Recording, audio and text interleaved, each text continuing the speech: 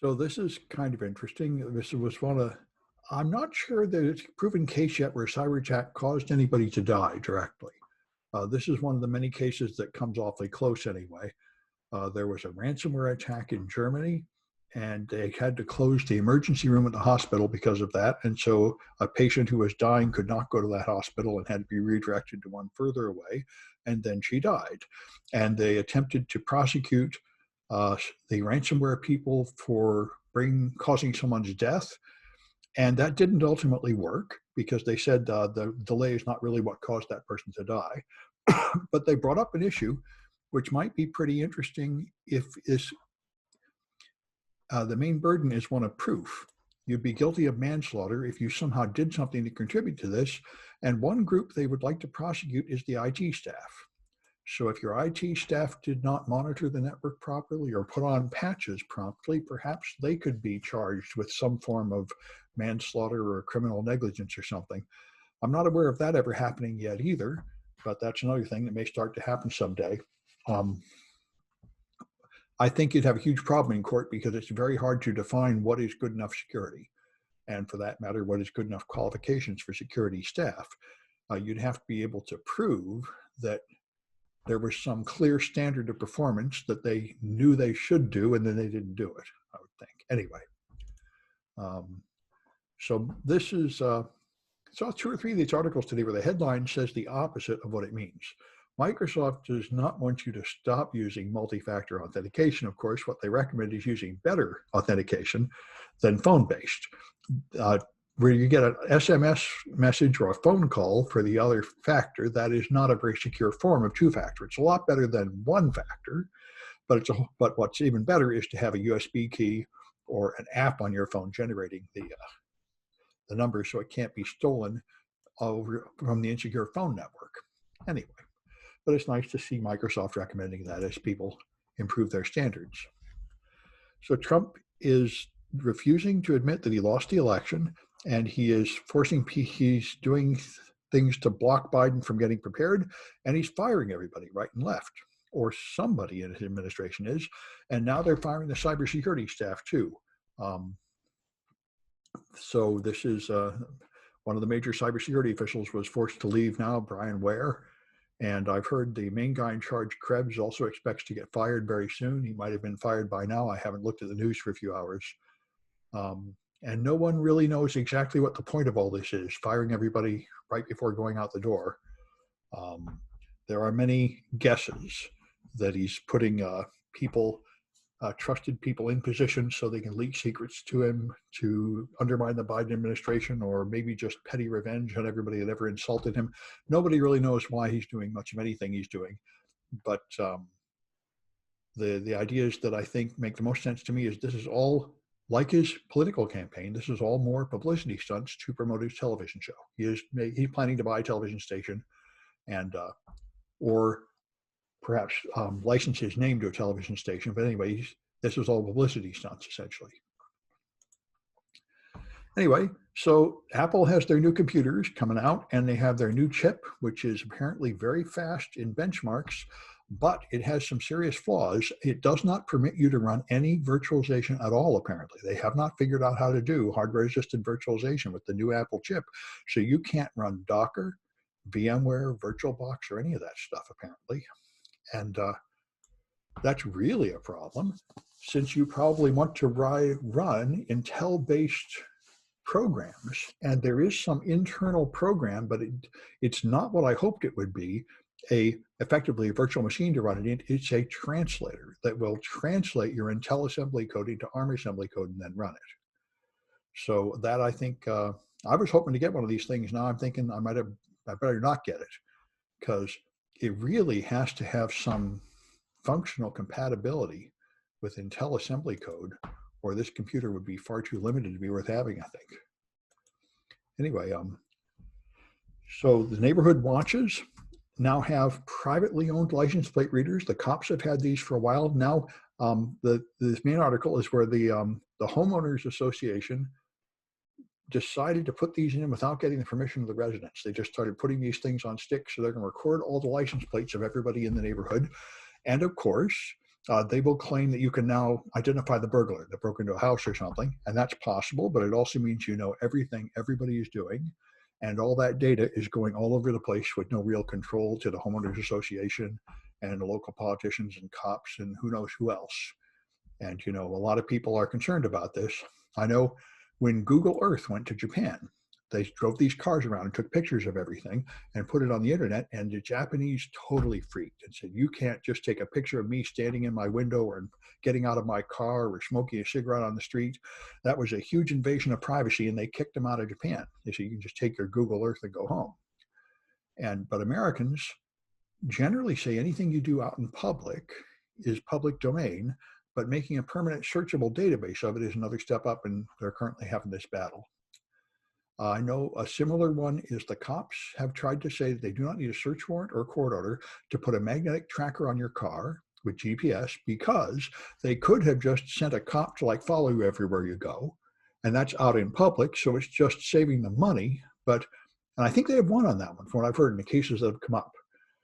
But that seems kind of like a far-fetched argument to me. But anyway, this is the point of adding encryption to products like your phone. It's not that there's no way in, it's that it makes it more difficult for the cops to get in, and now they can only break into things when they have some evidence and they're willing to put some work into it, instead of just swooping up all the evidence and accumulate it. Didn't Antonin Scalia stop that? I don't know. Did he? Did he stop that thing when they put trackers on cars? He might have. I know people are arguing about it. Yeah, I don't know. That could be. Certainly, now that everybody has a GPS navigator in their car, there is a record in quite a few places of everywhere you go. And so there were some 0 days patched in iPhones and Android, and the patches said that they were being exploited in the wild. And then there's no further information coming from Google, who patched these. Some people are saying this really looks like nation state stuff. I'm not sure how much you can tell just from these vulnerability reports, but it certainly is true that the nation states like the NSA and others find vulnerabilities, and they report some of them, and other ones they keep secret in order to use to spy on people, presumably our enemies, but you never really know who. And so, it's another one of those tensions that will never stop. The cops want to get in everything, and the privacy advocates want to keep them out of everything, and you have to constantly struggle to define that border. And so here's another one. People are coming back to the office in some places, although I'm certainly not aware who in the world in America would be now opening up offices and bringing people back to work when the pandemic is raging. I guess the red states would be doing that. But anyway, now when you come back, they want you to wear a special tracker, which will keep track of how close you're getting to other people and how long you spent near them, so that if one of them then tests positive, we know which workers to quarantine or make them take tests or something. It's more of the same, questionable intrusion and privacy and such, but on the other hand, but perhaps some benefit. These cell phone apps that I've been hearing about for months, where you install some app on your phone and the app will then tell you if you've been around a person that was positive, these things are completely useless. Right from the beginning, there were serious problems with them. The only ones that were accurate enough to drain your battery so nobody would use them. The other ones that ran only when your phone was asleep were so inaccurate that they couldn't really tell you if you'd been close to somebody. And none of these are any good unless most everybody has it, and they rely on you reporting if you tested positive. And these apps have been out there, and with 10,000 people using the app, not one person has ever reported they were positive in a state with like an infection rate of 10 or 20%. So a bunch of them must have turned positive. So, overall, it's a total flop. These cell phone apps, I don't know what these trackers you wear do. I wonder if it's just the same thing. In principle, you could make a tracker that could really tell how far you are from somebody by doing something, I guess, like echolocating with ultrasound or something, but I don't know what they do. Anyway, if I was working in an office, I would probably welcome the opportunity to have some kind of record to know how close you've been to other people. It's like people that work with radioactive material and x-ray machines. They wear a badge that keeps track of your radiation dosage. So if the thing actually worked, I guess I would see it as a benefit. So the Pfizer vaccine claims it's 90% effective, although the tests are not finished yet. But so I was looking forward to taking it as soon as I can get it. And these people say it really makes you sick. like suffering a severe hangover. I just got a flu shot. That gave me a mild fever and a little bit sick the next day, not much, but they say this thing not really knocks you down. So that's a thing to know. If it does make people feel as sick as a bad hangover, I would think that's probably going to cause some deaths, and then there'll be a big scare and everything. Anyway, we'll see what happens. But this thing is supposedly some doses are going to be available by the end of this year, and those will go, I guess, just to like hospital workers and other people at great risk. And then for general availability, it'll be sometime around the middle of next year. This vaccine and the others will be available. So we should have an opportunity to take a vaccine that will actually work. And I must say, I'm just as happy to not be in the first batch. So by the time we non-essential people get a chance to get it, there will have been a lot of thousands of other people already taking it. So we'll know if there's something wrong with it, I guess. So they, wildlife trackers want to track bears, and they decided to train facial recognition AI devices to distinguish the different bears, and they said it worked pretty well. So it's a reasonable thing. They've got facial recognition working pretty well on humans, and I guess the same kind of thing does work to help people track bears. Trump announced, which I'm surprised it was even legal, he announced that TikTok was a national security threat because they'd have information about our people and send it to China, so they would have to sell to an American company by a certain deadline, and that deadline was today. And as far as I can hear, nobody ever managed to get any answer out of the Trump administration. There's nobody answering the phone up there, nobody actually running the government. So nobody knows if this sale's going to happen, if it's off, if it's legal for TikTok to still be running or what. This is sort of the handling the pandemic. When Trump got in, one of the early articles said, this is American experiment in having no government, because all they do is campaign and they don't actually run the government. Anyway, so Bannon, the Trump's second national security advisor, now arrested and I guess out awaiting trial, said he wanted to kill Fauci and put his head on a spike, and also I think Christopher Wray, the head of the FBI, and so they banned him from Facebook or something for saying that. And Fauci's talking about this. Fauci has to have armed guards around him all the time now because he gets so many death threats from right-wingers. And, it's he talks about this, how you just try to stay focused on the job and ignore the fact that they're threatening to kill you and your family and these psychos are after you. But it really is a pretty sad state of America when being like a scientist or an intellectual is like that. This reminds me of Mao's China, where they took all the professors and made them dig ditches to punish them for thinking they knew something other people didn't. It's the anti-intellectual and anti-fact stuff growing in America is quite troubling, of course, to people like me who are into like facts and education and stuff. And DeSantis wants to follow the head of the Philippines. He wants to just authorize that you can shoot looters and protesters, and you can run over people with your car if they're in the road, and you won't be prosecuted. This is what Duterte did in the Philippines. He just said, anybody can just shoot drug dealers. You don't need to be a cop or prove they're really drug dealers. Just go shoot anybody you don't like. And that's what DeSantis wants to do. I don't think he's passed this yet, but people are, of course, pretty much freaking out about this. It would be sort of the law of the jungle. But it fits into a very popular American narrative that if you have a gun, you're safer because now you'll protect yourself and your family with the gun, which is a curious belief, but a fairly popular one. Anyway, so we're here to talk about ECC. Oh, I should mention there's a whole lot of guest lectures coming up, very good ones. On Tuesday, Tuesday in just about 5 days, we got people from Qualcomm to talk about management. And then I got David Gerard. I was very glad to get him. He wrote one of the books for this class. He wrote The Attack of the 60-Foot Blockchain and a new one, Libra Shrugged. He is a cryptocurrency expert and a finance expert, and he is very negative on the prospect of cryptocurrency as being serious financial investments. But anyway, he is an expert on the topic, and we're very lucky to have him. He's going to be on Saturday afternoon. He can't come to one of these 6 p.m. classes because that's some horrible time, like 3 in the morning in Britain. But the 1 p.m. class here is only 9 p.m. in Britain, so he'll do that. So I highly recommend tuning into that. It will be recorded and placed on YouTube, but I'd like to have some people show up face-to-face to ask him questions. He'd like to see some of you, hear from some of you, and we're very lucky to get him. And then there's more people coming. FireEye executive, and here we got the FBI and the Office of Management and Budget people. So we got a lot of these talks coming. They're all worth extra credit. I highly recommend watching them. And they all seem to love questions. They really like to get questions from the students. You get a lot of good questions. So anyway, we're up to elliptic curves. These are really valuable because they do the job much cheaper.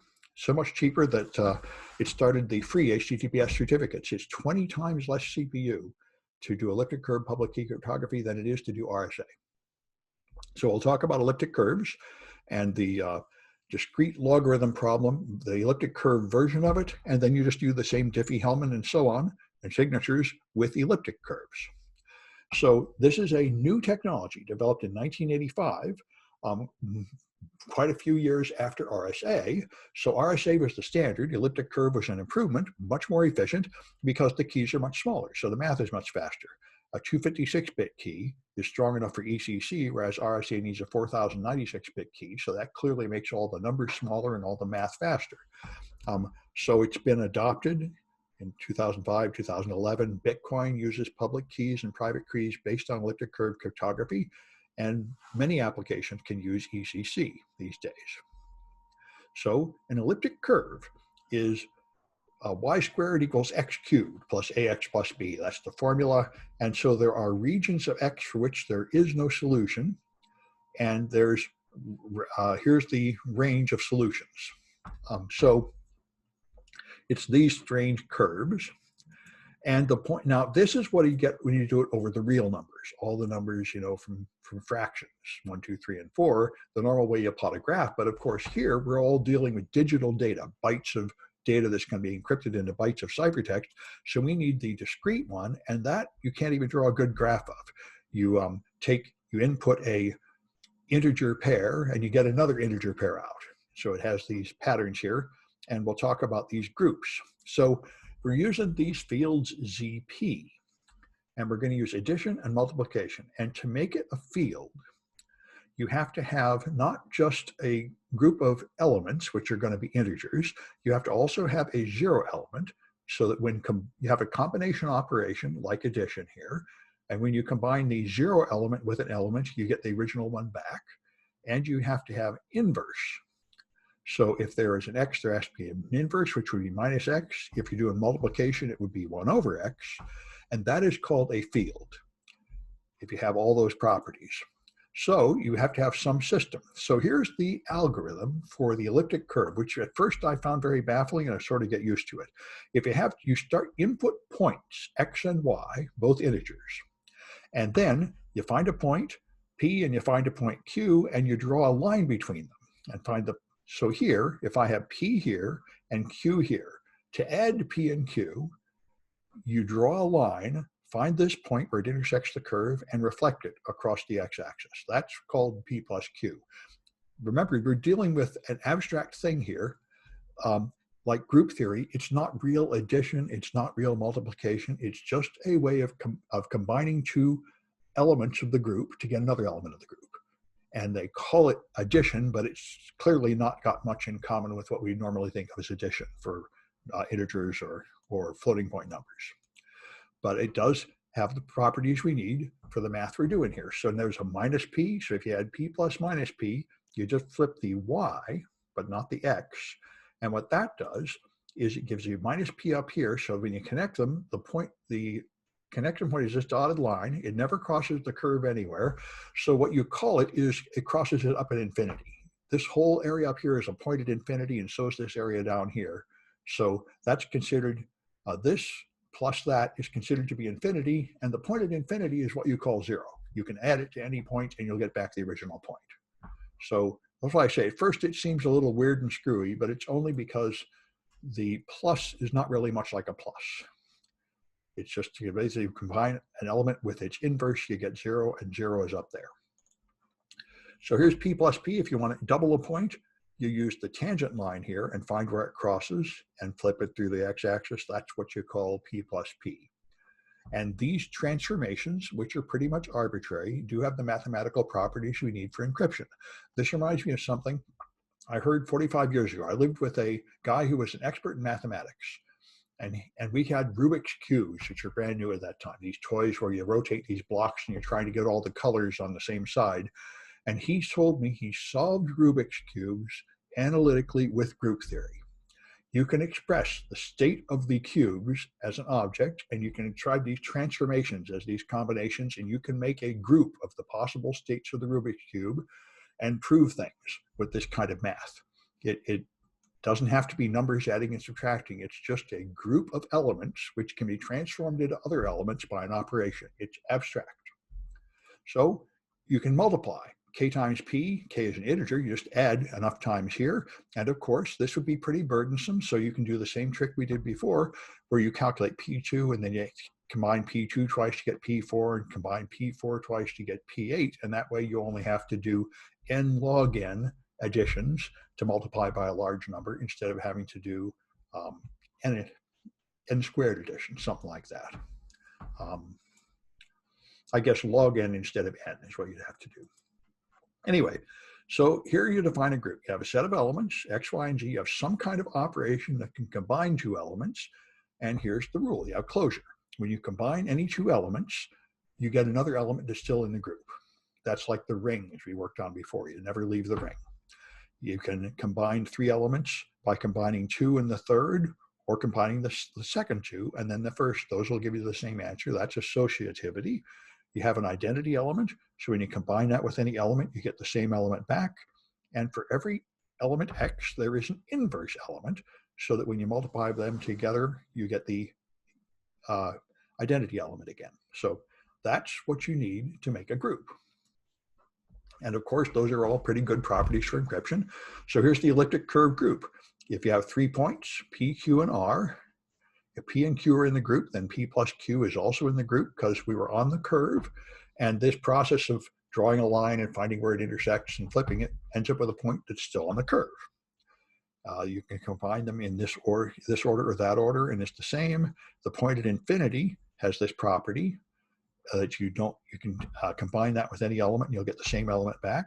And you could always find an inverse element, xy with x minus y. So the elliptic curve we have defined has all the required elements. So now we can call it the discrete logarithm problem.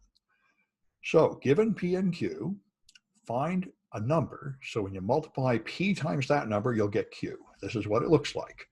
And this is the discrete logarithm problem. You're trying to undo an operation that is hard to undo. So this is hard, and it seems to be as hard as any of the others. So that has withstood cryptanalysis since it was invented in 1985. Now that's not really long. The prime number stuff in RSA goes back thousands of years. So perhaps you want to regard it as less secure for that reason. But you know, people are pretty serious about mathematics these days. A lot of tough mathematicians have worked on it, and they've had, what, 35 years, 40 years? All right, so the main point is you can get through our smaller numbers. Using where P is a prime number, ZP is what you want. It turns out that if you use a 256-bit long prime number, you get 128 bits of security. That's a whole lot better than RSA, where you need 4,096 bits of key to get 128 bits of security. And that's the main advantage. There are actually some other advantages, and I'll point you to a video later that goes through them. But anyway, so now you can make key agreement. Remember how RSA-based Diffie-Hellman worked.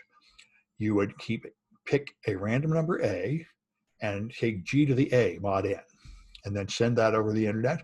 This person would have a secret key B and transmit G to the B. Then you would each multiply your private key times the thing that came over the wire, and you would now have this shared secret called G to the AB, which you both can end up with the same number, but the numbers you sent over the wire were not related to this number in a way that could be reversed because of the difficulty of the discrete logarithm problem.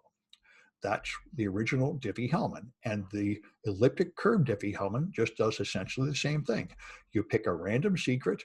Your secret key is D for G sub A, and then you multiply that by a G, which is just a point which is not secret, and send that over the wire. This person chooses a D sub B, and calculates P, their public key B, which is just multiplying the G by it, and sends that over the wire. So now we have a shared secret. You now combine them, and each of you at each end will get my secret times their secret times G. You both, again, in exactly the same way. You achieve a shared secret at each end without sending that secret directly over the wire.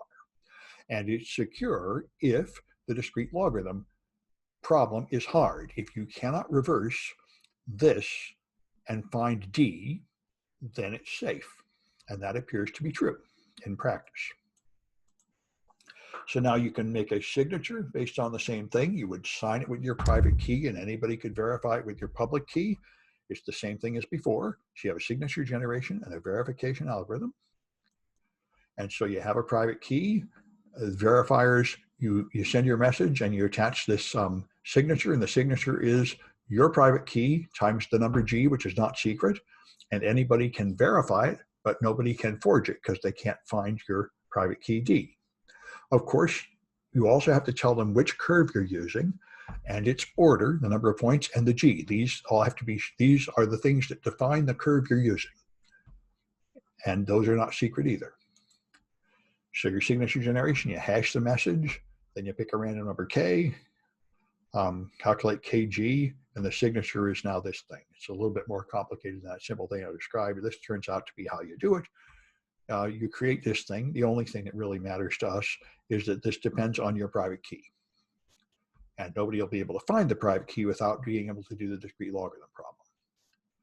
So it turns out that your signature is twice as long as the prime number, which is the length of the size of the field. So if you have 256-bit numbers, your signature is 512 bits long. So it's not bad. RSA is used for encryption and signatures. Elliptic curve cryptography has an algorithm. You can encryption signatures, key agreement, and you can do some other things, like something called identity-based encryption. Anyway, the RSA math is simpler, of course. It doesn't involve this mind-bending abstraction. And you can make the verification process fast if you choose a small e, but then you're having computation at the other end. ECC, however, is shorter signatures and faster speed at both ends, and really a lot faster. RSA, you can do 137 signatures a second. Elliptic curve, you can do 21,000 a second. So it's more than 100 times faster, enough that it really makes a difference. All right, you can in principle encrypt data with an elliptic curve. But remember with RSA, when you encrypted something, you'd end up with a block size about as long as the key. So with these 4,000 bit keys, that's pretty long. But if your key is only 256 bits long, then you can't really encrypt a very long message anymore. It turns out you can't get above about 100 bits. So you really can't encrypt much of a message with elliptic curves. All you can really encrypt is something like a key that you're then going to use for AES or something. And that's what you do, of course. You generate a shared secret, then you derive a symmetric key from the shared secret, and that's what you do. You don't directly encrypt anything with elliptic curve cryptography. You just use it to agree on a secret. So here's the integrated scheme. Pick a random number, multiply it by the generator, send that over the insecure channel, and now you get a shared secret by taking the public key you got from the other end and multiplying it by your private key. And now you use a key derivation scheme, which in practice we've talked about these like PEKDF2 is just run a hash function a bunch of times, and then you get a key from it. And now you just use something like AES with that key. It's quite reasonable. And they're going to use a symmetric authenticated cipher with an authentication tag too. You can do all that if you like. So the only thing missing now is you have to choose a curve. And it turns out that choosing good elliptic curves to use is not simple at all. So you got to choose these coefficients A and B. They can't be made out of small numbers. It turns out to be better to not have to have two different algorithms to double a number than to add two numbers. So you want a curve that allows that. So you're going to have some smart mathematician generate a curve, and we're all just going to use the same curves. That's one thing about elliptic curve cryptography. So in 2000, the National Institute of Standards defined 5 prime curves. These are the main ones everybody uses. And if you all standardize on them, you can then build hardware modules designed to work just in these curves and make everything efficient. So the most common one is P256, a 256-bit NIST curve. This is actually the formula. The prime number is composed of a few powers of 2. These are, I think, called Mercian primes. There's a bunch of prime numbers that are like this, which means if you wrote them in binary, they'd only have a few ones in them. They're just at a few powers of 2, not just random numbers. But it turns out P doesn't have to be random. In fact, everybody can use the same P, and it appears to be fine. This is the curve, and that's the prime number. And that sounds fine, except they never explained where they got this number, and a lot of people worried about it. So some people thought there was a secret hidden backdoor in ECC, and Microsoft researchers thought there was. You can't prove there isn't. So some people were very worried about it. Anyway, B is the SHA-1 hash of this strange number. And exactly how they chose that number is not clear. And if that number was composed by multiplying other numbers together, and the NSA knows one of those numbers that you can't find, then they could get in and nobody else could get in. There are persistent rumors that some of the elliptic curve algorithms from the US government have a hidden backdoor of that sort in them. So there's another one that did not come from the US government called Curve 25519. And this one turns out to be faster and considered quite good. It is not the official government standard, so some people might not want to use it for that reason, but there's the 25519 number. The prime is 2 to the 255 minus 19. That turns out to be a prime number. And then you have this number here, which he figured out at various mathematically desirable properties, and that's the an alternative curve, which would be fast and secure. And so again, like everything in this class, there's a political judgment to make. If you want to use the government standard, you use that. If you don't trust the government, you use this, the other standard invented outside government supervision, which is considered mathematically as good. France made their own, Germany made their own, many nations made their own standards to use. And there are some newer ones. This one is supposedly a more secure variant of 25519. Here's another one from 2014 called Goldilocks. Various people have come up with these. As far as I know, nobody has found anything wrong with any of them, but some people are sort of suspicious of the US government approved one. But of course, things can go wrong. There are more opportunities for mistakes. There's more parameters. And if you have side channels leaking out information from your encryption hardware or have timing channels, those might cause troubles, just like in any other form of cryptography.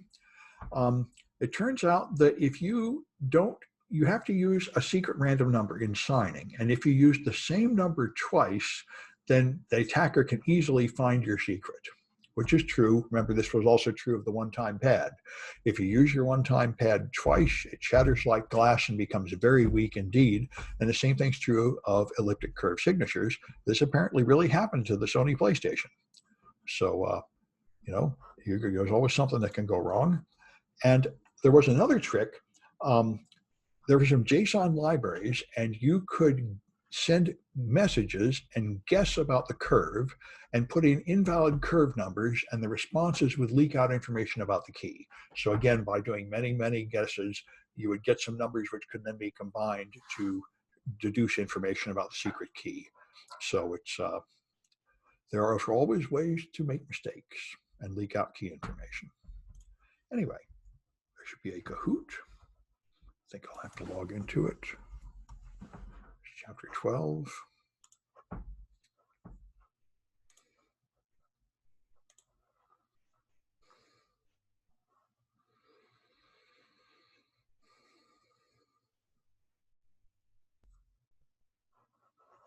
All right.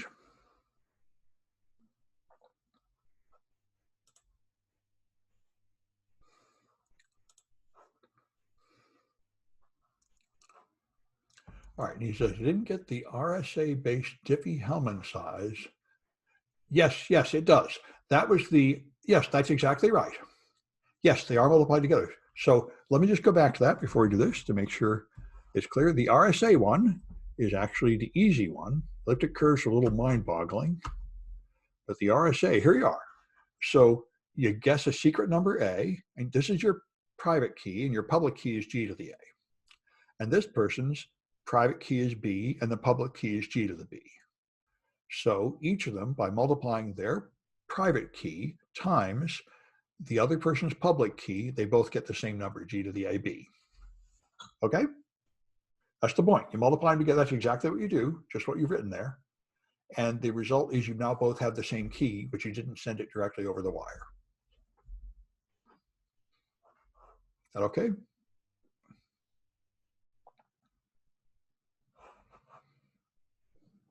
I guess so. All right, let's take a look at these. Still don't get it. Oh, okay. Well, we'll talk more about it later. But it's actually quite simple.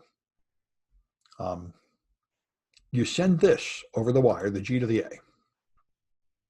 And so you do not expose A, because nobody can do the inverse problem. And this person multiplies what they get over the wire times B, so they get G to the AB. Oh, excuse me. They take it to the power B. You're right. Not multiply. That's my mistake. They take G to the A to the B. Exponentiation. So they take the other person's public key to their private key power. You're right. They do not multiply. All right. We'll take a look at it later.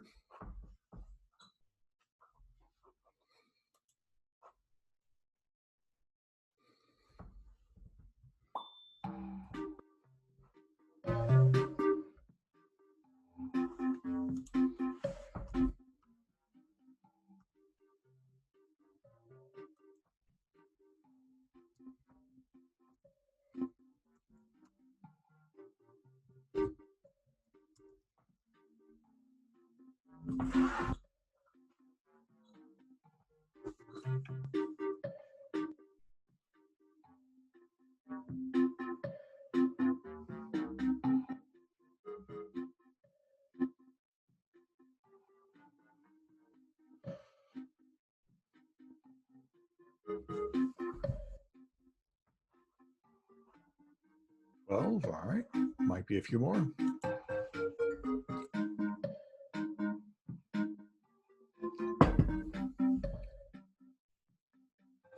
Guess not. Okay.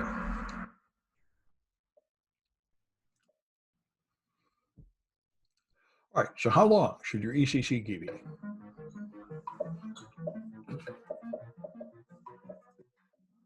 Yep, 256, good.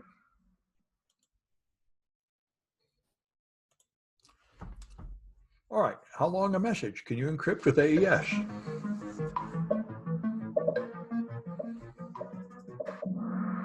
You can do anything with AES, block after block with something like cipher block chaining.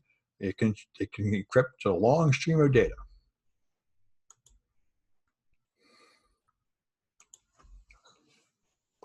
What curve is suspected of having a backdoor?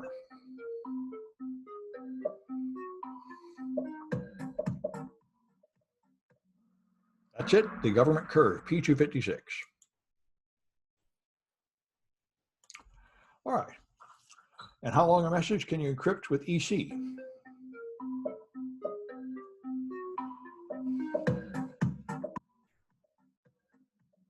That's the one you're trying to be.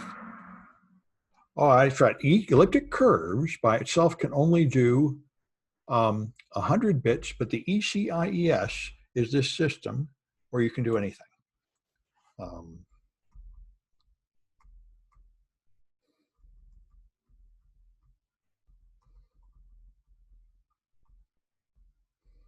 There.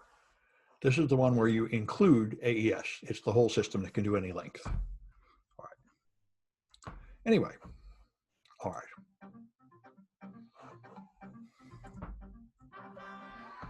All right, UJ may have to tell me who they are. Looks like they're all fake names today. All right, well, they might tell me in the chat. All right, I'll stop the recording and then we can talk about the question.